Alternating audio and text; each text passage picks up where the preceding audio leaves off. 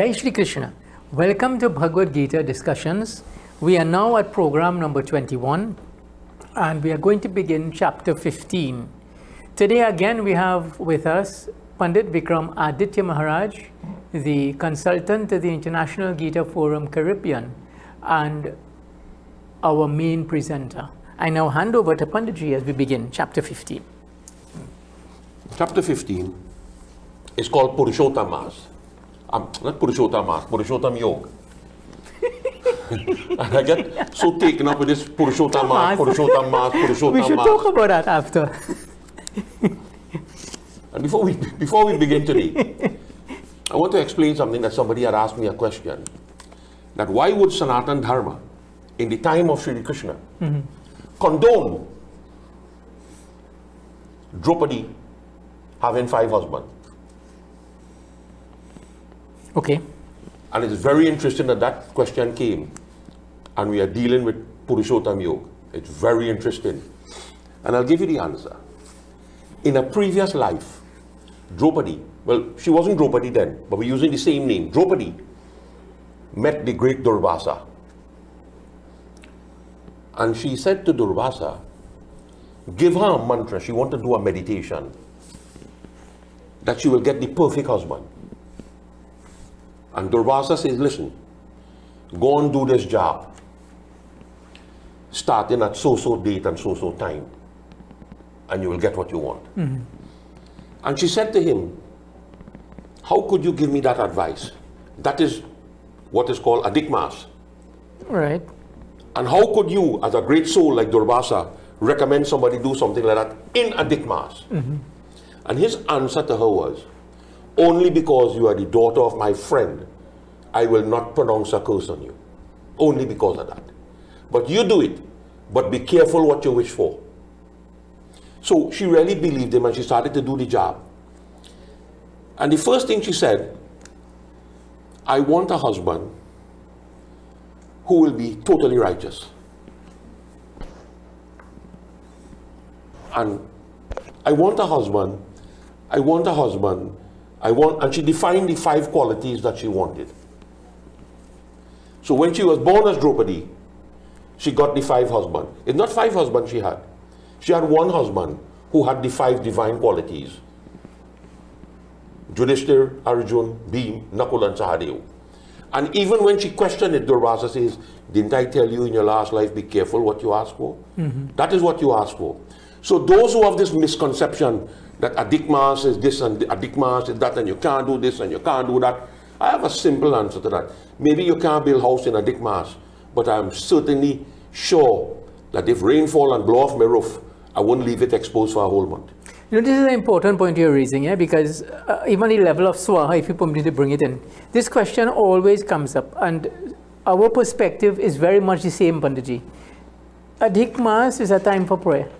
We do not see it as a time that nothing should be done. I'm really not sure where that started locally and why it was started by some local pundits. Well, it wasn't started by local pundits because even in the Purushottam Mass Puran, it gives you certain do's and don'ts.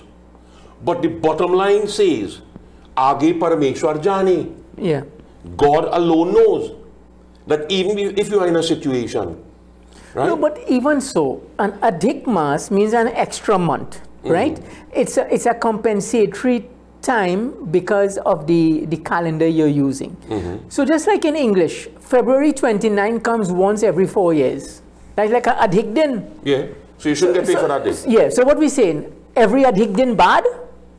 It is such, from my perspective, such foolishness. No, like I say, it have its do's and it have its don'ts. It all depends on your belief. But thank you for saying Purushottam Maas.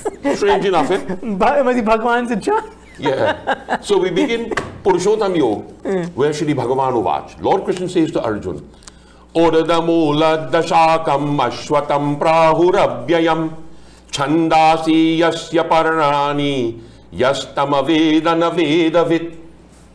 Lord Krishna says to Arjun, people have spoken about this imperishable tree, the Ashwatha tree, the English name, the peepal tree. with its root above and the branches below. The leaves are the Vedas, and those who know it are called the knower of the Vedas. Now that is scripturally. Now, I have had this discussion with Swamis already. I said there is no tree that grows upside down. So what is the tree? He says, how do you mean there's no tree that grows upside down? I said, as far as I know it, I have no tree growing upside down. He said, what about the human? I said, the human doesn't grow upside down. He says, who tell you that? When you're in the womb, you grow upside down. So it means that when you are in the womb, the knowledge that you have had from a previous life, that knowledge is with you. The problem starts when they sever the umbilical cord, because rather than bring the knowledge forward, you lose that knowledge. Now, there is another verse that says in the Upanishads, Urdamolo Vakshata Isho Shravatataha Sanatana, that this people tree is an eternal tree. And it really grows upside down. That's according to the Upanishads. In a different Upanishad it says, Urdamulam Ardashakam Briksha Samprati Nasajato Jana Shradaya Mrityuna Marya Diti. That those who know this tree, with its root upward and its branches below, they will never believe that death can finish them. So what it's talking about, it cannot be a tree. It has to be something that cannot die. So the interpretation in Sanatana Dharma that that which does not die is the Atma, the soul. So Purushottam Yoga deals with more of the soul of the individual than anything else. You've been to India, Panditji. Yeah. Have you been to Calcutta? On an earlier visit. On an earlier visit. Have you gone to the botanical garden in Kolkata? Well, they say Kolkata now, Calcutta. Gardens. I don't recall, honestly. Yeah. The largest people tree in the world is there? Is in the botanical garden in Kolkata. The crown of the tree has a circumference of 485 meters. Not big. Oh, you know, figure that big. That can, if you cut down that tree, you can't build a house. You could build a hotel. So big is this tree. And anybody who goes to go to Calcutta, check it out. The biggest tree that they have there is that tree. 485 meters. Adashtodam prasitatasya shaka guna pravida vishay pravala adashtamulyanyanusantatani karamanu bandini manushyaluke. Below and above, these branches are spread. This tree is nourished by what? By the gunas. So here clearly indicates this is not a tree we're talking about. The gunas cannot nurture a tree. How does tamasic nurture a tree? So it has to be at the inception of the human life. Now, even before the individual is born, it is nourished by the gunas. How is that possible? Because our scriptures, when you read the Ashtavakra Gita was taught to a pregnant woman. And the child learned it in the womb. Now, in a home where women are pregnant, and it always have kuchur, and it always have bacchanal, and all this kind of thing going on, don't you think the child is fed by that? Not necessarily the food that the mother eats, but by the things that go on in the home. Now, the sense objects are the buds of this tree.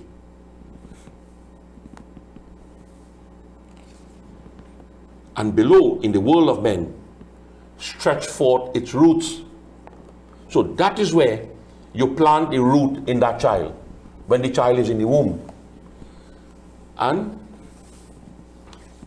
that causes karma to come into play, action. Narupamasye tatoplavyabbte nanto nachardin nacha sanprateshta ashvatamenam suvirodamulam sangashastrena dridena chetva. Its form is not here perceived as such. Now because of science and because of technology, when you are at a certain stage of pregnancy, it could be determined whether the child is a boy or girl. But in our days, they didn't have that. It had hope. That's all we had, hope. We had prayer. That we pray, we do our prayers, hoping that we get a good child, right? I don't know if the parents would pray to have a son or pray to have a daughter. I don't know. You did that, Pandit? I prayed for a healthy child. I didn't like that smile.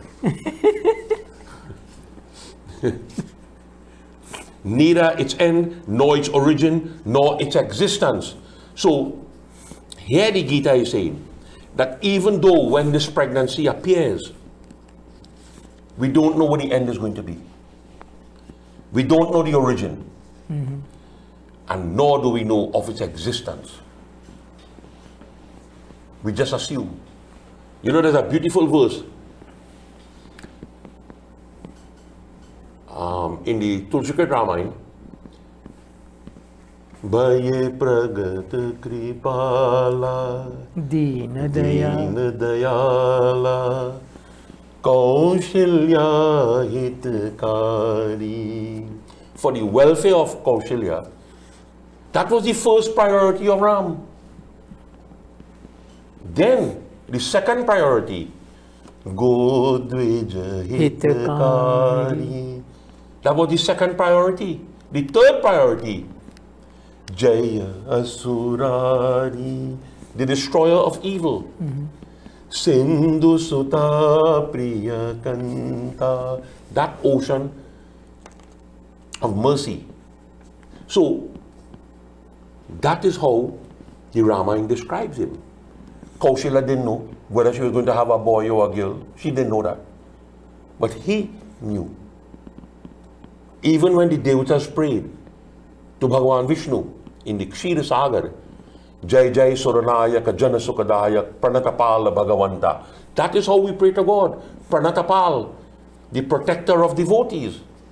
That is the first priority. So we do not know the origin of this child.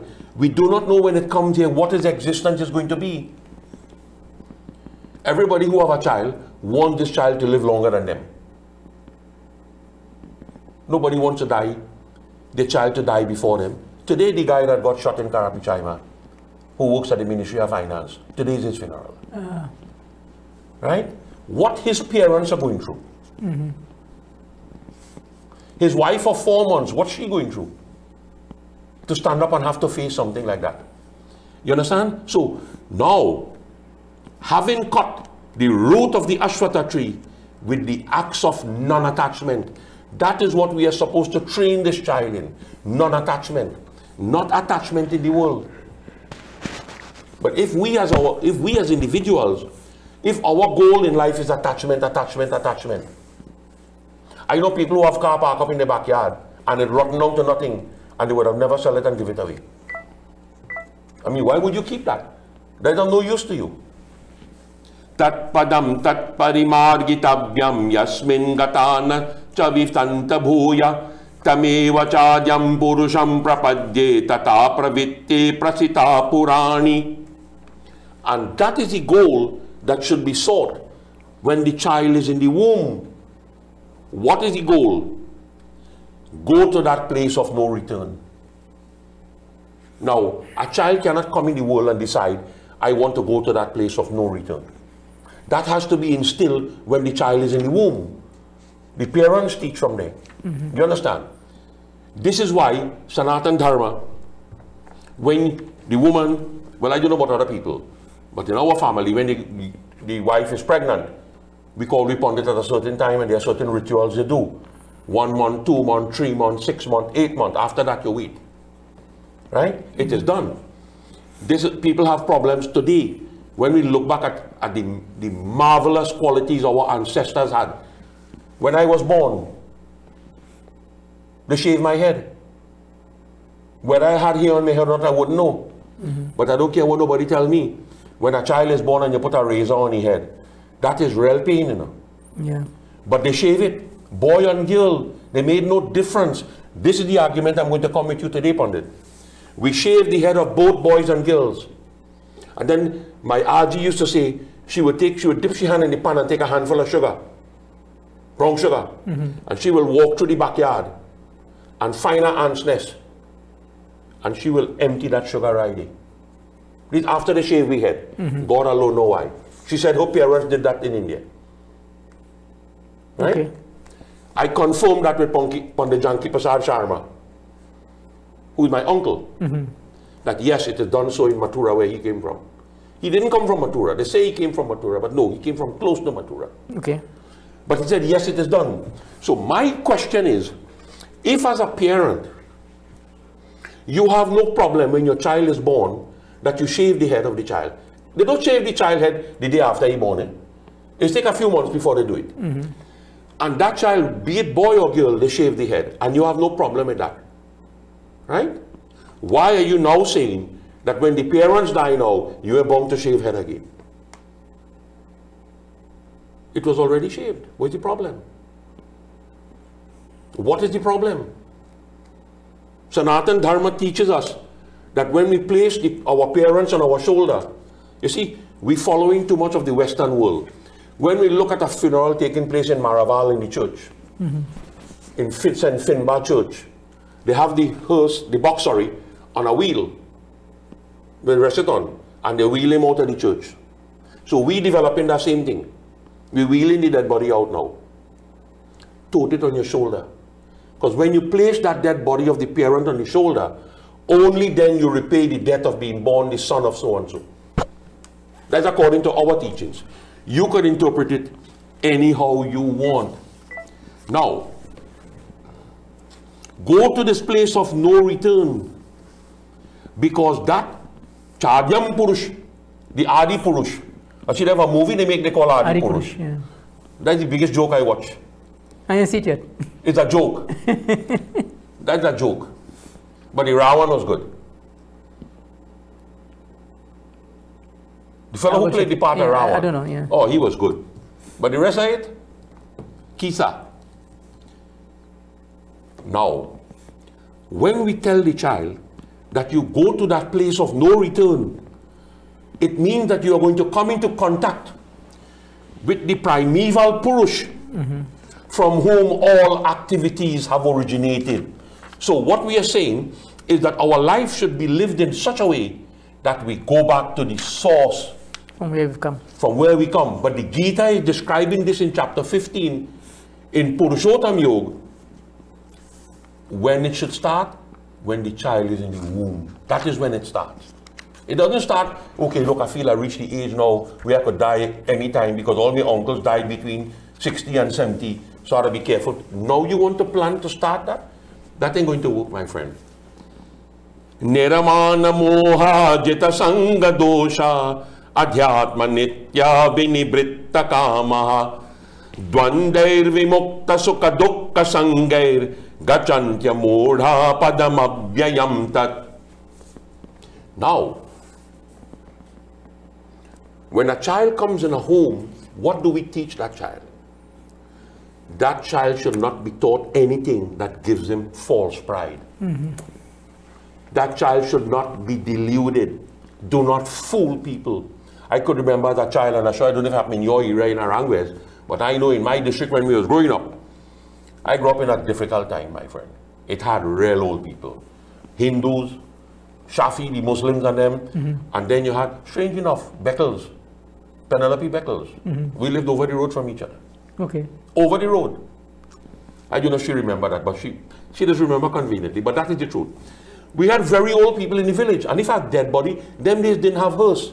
The dead body was kept home in an ice box, and then they put him in a coffin, whichever religion, and they took him to the cemetery, and they bury him. But if he's passing in front of your house, right, you have to close the door. You cannot point at him, because if you point at the dead body, all your fingers are going to rotten. So you have to bite all your fingers to make sure it's not going to rotten. So in my era, we grew up fearing it. So when I became a pundit, I could, strange enough, you don't believe who the first funeral I did.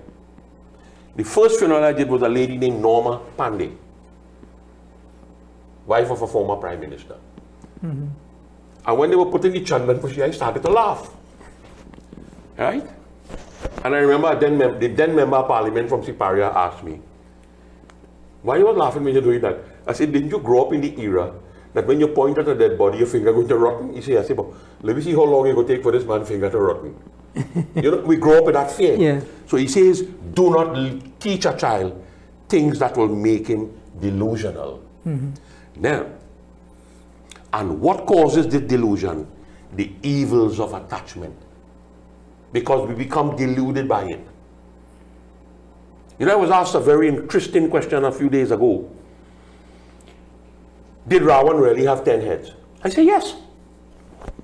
So if Ravan represented evil, and Ram killed Ravan, why did Ram have to go and do penance for killing Ravan?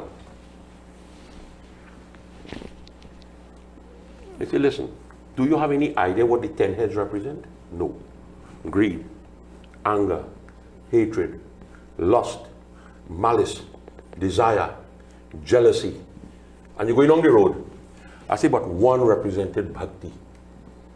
Because of bhakti, Ravan got the 10 heads. Because of bhakti, he got it. But he misused it. So having destroyed the 9, that one which represented bhakti, Ram destroyed a bhakta. He said, well, you never hear that. I said, there are a lot of things in life you're not going to hear.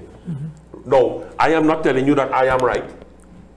I am not telling you to believe what I am saying.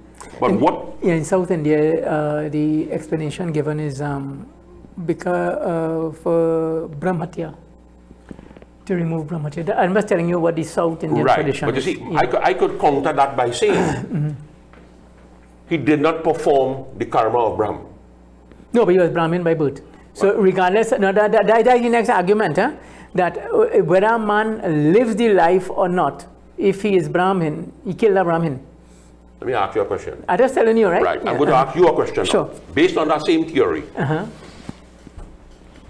Your daughter comes back to Trinidad totally qualified. Right. I hope so. Yeah. She will. Sorry. Yeah.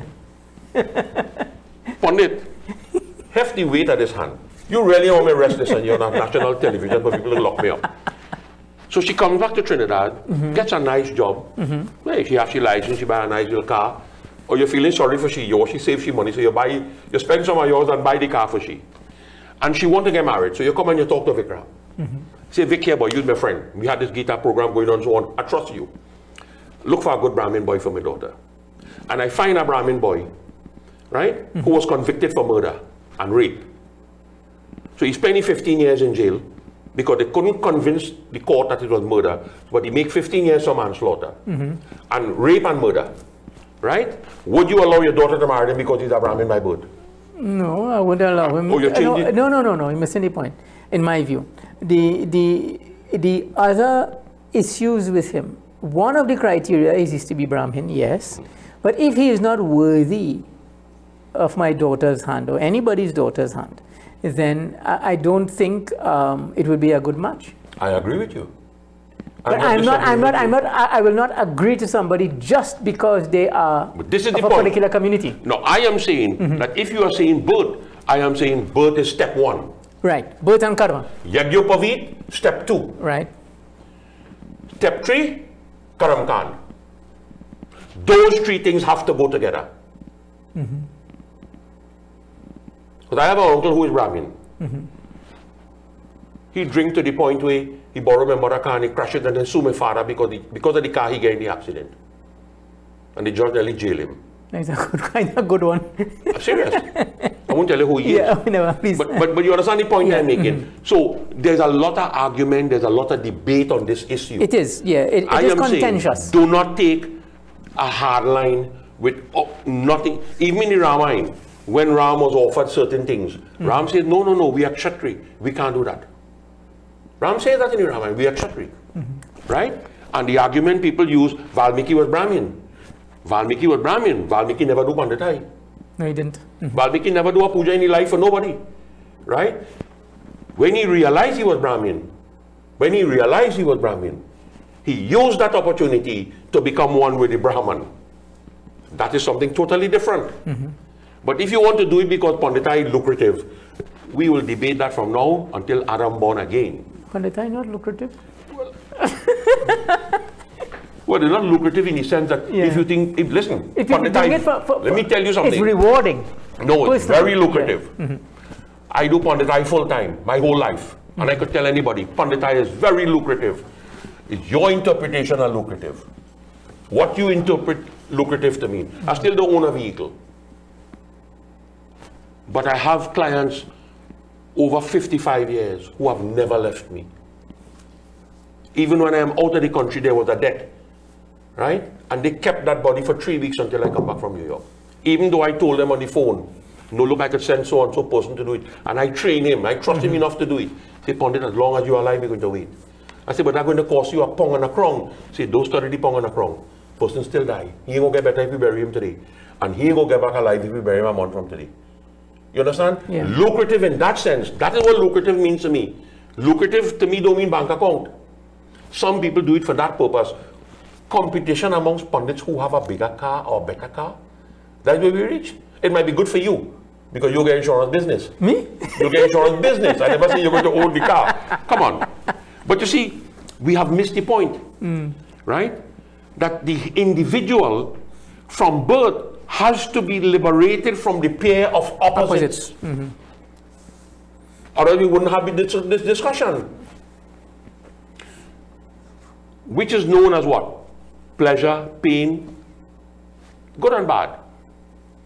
And if you are undeluded, then you reach that place which is called Purushottam, the home of the eternal goal. Right? Nah. Panditji, we'll have to take our break at this point. We are at 27 minutes. We will now take our break and return. Do stay with us. Jai Sri Krishna.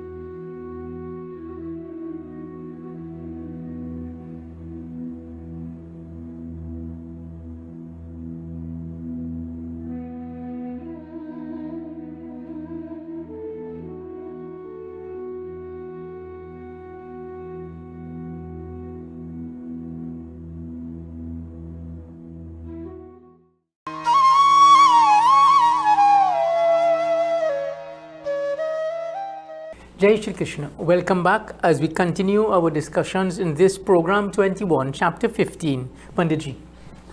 Having described to the infant that abode of Purushottam, Lord Krishna now explains to Arjuna, where is this Purushottam? What is that place? Na tadabhasate suryo na shashanko na pavaka yadagatva na nivartante tadadhama paramam mama. He says that place where the sun does not shine, nor the moon, nor fire. That is my supreme abode, Arjuna. When you reach that place, it is simply called the place of no return. Once you reach there, you don't come back. Mamaiva vasho jiva loke jiva bhuta sanatana manashashtendriyanyani prakritisthani karshati. There is a portion, a spark of mine, Arjuna, of my jiva, that becomes a part of every jiva that exists in this world. They are all part of me. And that part of the jiva attracts the senses. with the mind as the sixth form. And it all resides in what is called Prakriti, nature. So even though, listen, it's very easy to realize God, but it's simpler to become the devil. I don't know which one is easier, because we are always tempted by it. That temptation is always there. Now, Lord Krishna says to Arjun, Shariram yaddavapnoti yatra yutkramati ishwara grihit vaitani sanyati vayuragandani vashayat.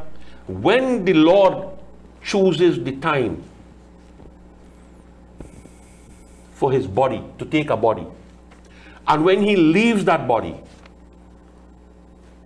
he chooses that. Nobody chooses that for him. He chooses when the time comes for him to take a form. So in what he's telling Arjun here, that I am the invisible one. Right? And there's a time when I choose to take a form, to take a body. When I choose to leave that body, I choose the circumstances that I want to leave that body.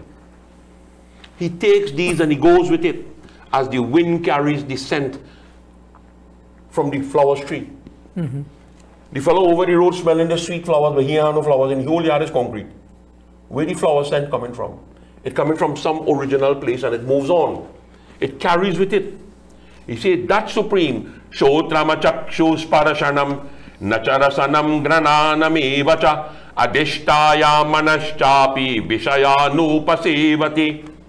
He presides over the senses of the individual, the air, the eye, touch, taste, smell, everything. He experiences everything that the body experiences. Utkramantam stitam vapi bhunjanam va gunanvitam vimodana pupashyanti pashyanti jnana chakshushaha. Now, Pandit, I don't know if you ever witnessed somebody died. Yeah. Actually be there and see them die. Yeah. Did you see the life depart? No, I didn't. None of us going to see it. Yeah. How? Now, if you want to see that, how do you see it? He says, Jnana Chakshu. If you have that divine eye, you could see it. In the same way, go back to chapter 11. When Arjun requested the Lord, I want to see the universal form. Yeah. He says, yes, you could see it. Yeah, but your problem is, you don't have Jnana Chakshu. I will give you Jnana Chakshu. So the Gita clearly states that this divine vision to see the departure comes from the Supreme Lord. And you could do it. Yatanto yoginashtainam pashyantyam bastitam yatantopya kritatmano nainam pashyanta chetasaha. Now, as the child comes in this world, what you have taught this child in the beginning, the child now begins to implement it. And when the child begins to implement it, the child realizes, listen, this world is not for me. You know, one of the most beautiful things in the Ramayana, when Sugriv saw Ram coming from a distance and Lakshman, who did he send for? Who did Sugriv send for? Hanuman. Hanuman? So it means that Hanuman wasn't there. He had to send for him. Okay, yeah. But that's what the Ramayana said. Yeah. No. He wasn't at his side, yeah. Eh? I would say he wasn't at his side. He was not there. Okay. He sent for him. All right. Now, so that's the this is what the Gita says. I don't recall, yeah. Mm-hmm. This is what the Gita says now. Even though you are in this world, you must be apart from it. Hanuman, although he was a servant of Sugriv, although he believed in his heart that what Bali did was wrong, he supported Sugriv, but he kept his distance. When he was needed, they called on him and he reached. Mm-hmm. So this is what you do. The individual realizes that I must dwell alone by myself. I must strive, right? And when I strive, I could accomplish what I want to accomplish in this lifetime. Yada ditya gatamatejo jagadabasyate kilam Chandramapi yachat agno tatejo vidimamakam. That the light which resides in the sun illuminates the entire world. People say the sun does light up the world. The sun don't light up the world. The light in the sun is what lights up the world. And that which is in the moon and which is in fire, know these three lights to be me. My responsibility. Gama vishya cha bhutani dharayam yahavojasa pushnani chaushadi saravaha soma bhutva rasatmakaha. Enter in this earth now. I support all beings by my energy. My energy is the sun, Surya Deva. And having become the moon, I nourish all plants. This world was designed in such a way that I think only God could design it so. The sun heats it up and the moon cools it down. And this constant thing going on for millions of years, right? Until something happens and then the place shake up, mountains are formed, all kind of magic happens. But everything comes in time. I am the moon that nourishes all herbs. The plant that gives us life, he nourishes that plant. He also nourishes the plant that is poisonous to us. He doesn't choose. And that is the example that humans should follow. Do not choose. Do not make distinctions.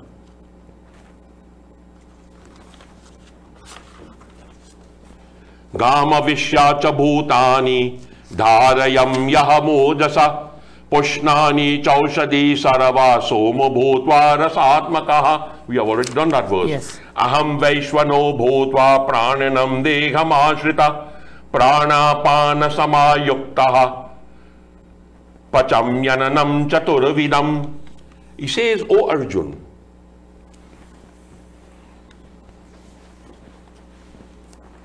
I am the one who resides in all living beings as Vaishwanara, associated with Pran and Apan, the intake of breath and the outgoing breath. The four kinds of food that is eaten, I digest the four kinds of food. Now it's very interesting that here it says four kinds of food, when in India they talk about 6 different types of food, 6 different tastes. Food that you chew, food that you swallow, food that you suck, food that you drink. Yeah, they talk about 6. Here the Gita talks about 4. The world talks about 4 seasons. India talks about 6 seasons. So India is a different place. Saravasya chaham hridi sanniveshta matat smritira jnana papo hanamcha vedaisha saravarahameva vedyo vedanta kridvadideva chaham. I am the one, Arjun, seated in the heart of all beings. From me comes memory. From me comes knowledge, as well as loss. I am that which is to be known by the Vedas. I am the author of Vedanta, as well as the knower of the Vedas. Now this tells me, Vyasji was who? Krishna Dvaipayan was Vyas. Vyas was Lord Vishnu himself. No human could write that. No human could take the Vedas and mash it up in the way that it was done. Only the Supreme Brahm could do that. So when we say that the Lord takes a form and he come upon this earth, we need to understand. We need to understand that he don't come as Bhagavan all the time. He just come in different forms. There's a beautiful verse written by Kripalu. Remember the man they called Kripalu? Jagat Kripalu Maharaj ji.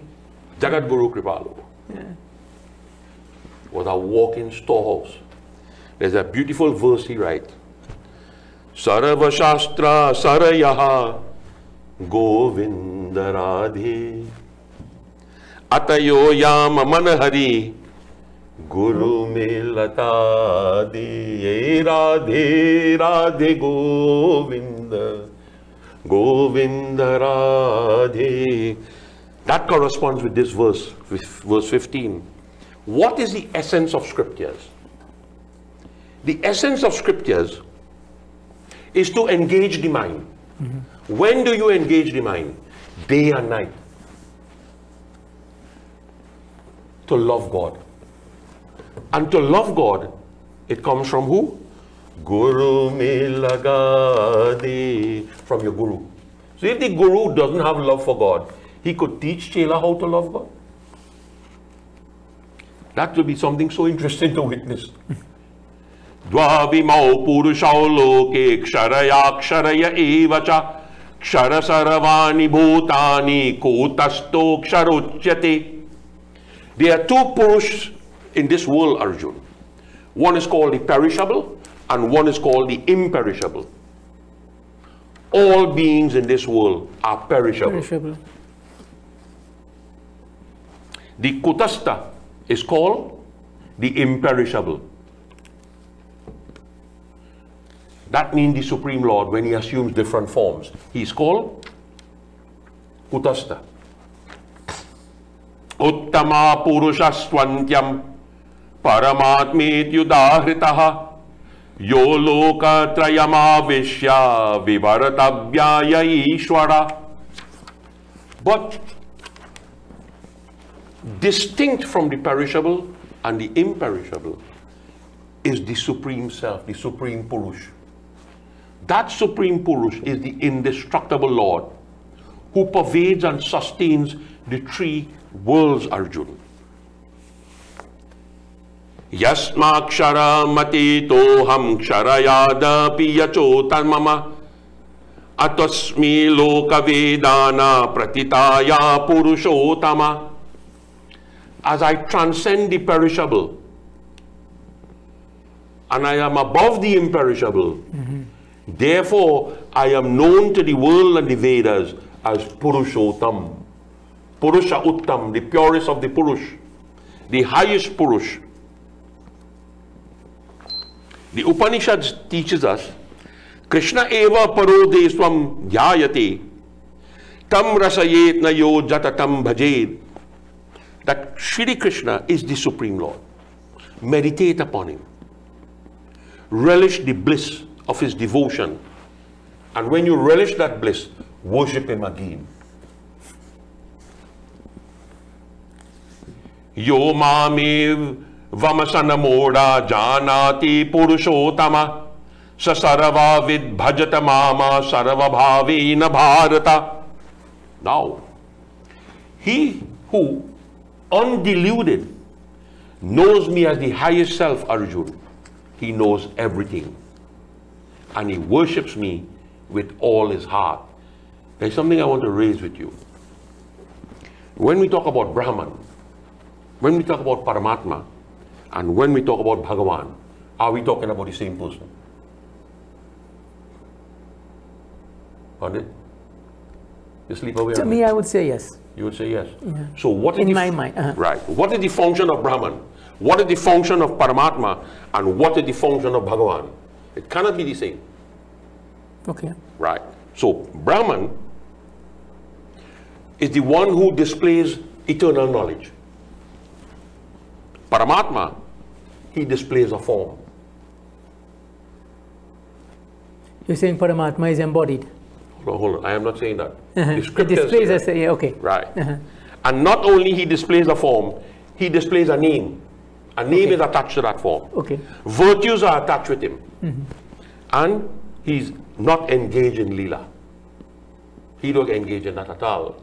Now, Bhagavan is the one who manifests all the energies. He engages in all the pastimes with the devotees. Okay. So it's three different functions, but it's the same person. Now, it comes just like praying. About Chela, adopted Chela, who trying to pray to Lord Shiva all over when he can reach. He could never do it. If he say, oh, Namah Shiva, 10 times with Amala, that's plenty time. I say, pray to Hanuman. He said, what's stupidness you're telling me? I say, pray to Hanuman. He learned the Hanuman Chalisa by hearing it the first time. He heard it once and he learned it. He tell me some years later, he was praying to Hanuman and he see Lord Shiva. I said, that's it. You can't reach the source. Go through a medium. Hanuman is the medium of Lord Shiva. Yeah. He's an incarnation of Lord Shiva. So go through the medium and he will push you up. So that is Brahman. Paramatma, he displays his form. You see the form. Sometimes you see like you see in pictures in the scriptures When Dhruva and Prahalad was praying, you see a form of Vishnu there. That is Paramatma. Now, when he lands upon the earth now, he's Bhagavan. He's a different character. Iti guhyattamam shastram midamuktam mayanaga etada buddhya buddhimanas kritakrityashcha bharata. O Arjun, Naga, O sinless one, this is the most profound teaching that I have imparted to you. Know this, and if you know this, Arjun, you become enlightened. And then all your duties are accomplished. So remember, this is a setting on the battlefield. So he says, Arjun, you are face to face with Purushottam. And if you come face to face with Purushottam, karma cannot affect you. And if karma cannot affect you, then your duties are accomplished automatically. The duty of Arjun then was to fight this war. So you are going to win this war. Iti Srimad Bhagavad Gita su, Upanishatsu, Brahma Vidyayam Yoga Shastri, Shri Krishna Arjuna Samvade, Purushottam Yognam Panchadasho Adhyaya. Thus, in the Upanishad sung by the Lord, the science of Brahm, the scripture of Yoga, the dialogue between Sri Krishna and Arjun, ends the 15th chapter entitled The Yoga of the Supreme Person. As we come to the end of this program, we want to thank our viewers. If you have any questions, any comments, then you can feel free to contact Pandit Vikramji at 652-1043, or you can WhatsApp at 784-9880. To all our sponsors who continue to support this production, we want to thank you very much. And until next time, Jai Shri Krishna.